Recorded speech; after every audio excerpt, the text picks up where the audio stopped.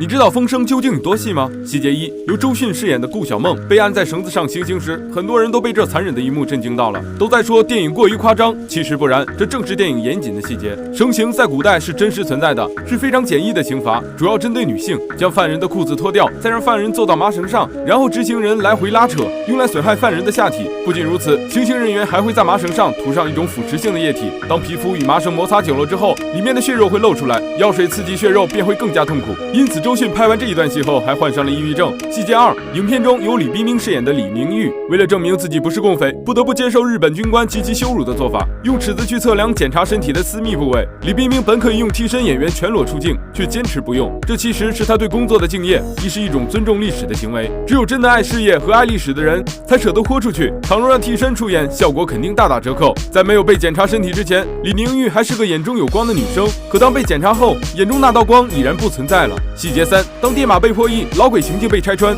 日本军官暗示老鬼在这5人当中，鬼不显身，没有人能走出这栋楼。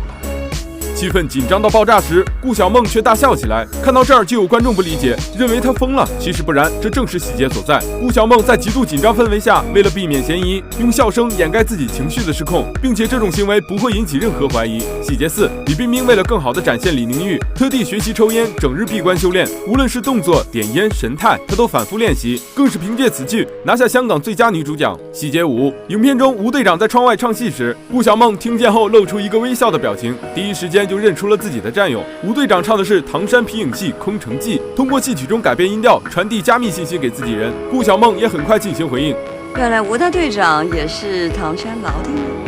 吴大队长也听到了暗号，缓慢转头，他的脸上也有了一丝光芒。注意两人所处的位置都在白光中，这象征两人的正面形象。细节六，白小年因为自己像老鬼，从而被抓到审讯室，在酷刑下被处死。但他并不是老鬼，而是顾小梦从最开始传递情报就在模仿白小年的笔记，所以老鬼的这份清单正好让武田中招，导致白小年冤死。细节七，金生火在被逼无奈后，情绪激动，饮弹自尽。滚开！我赏自己一个痛快吧我。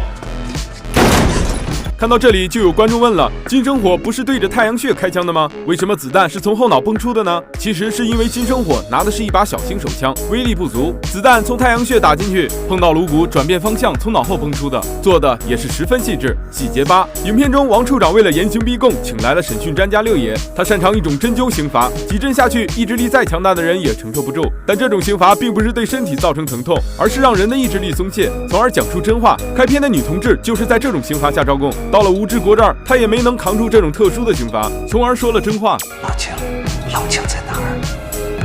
都在。只不过汪田香一直以为他是老鬼，认为他在胡说，并没有信，以至于错过了关键信息。好了，以上就是我在风声中发现的细节，如果有遗漏，可以打在评论区中，让我们更加了解这部电影。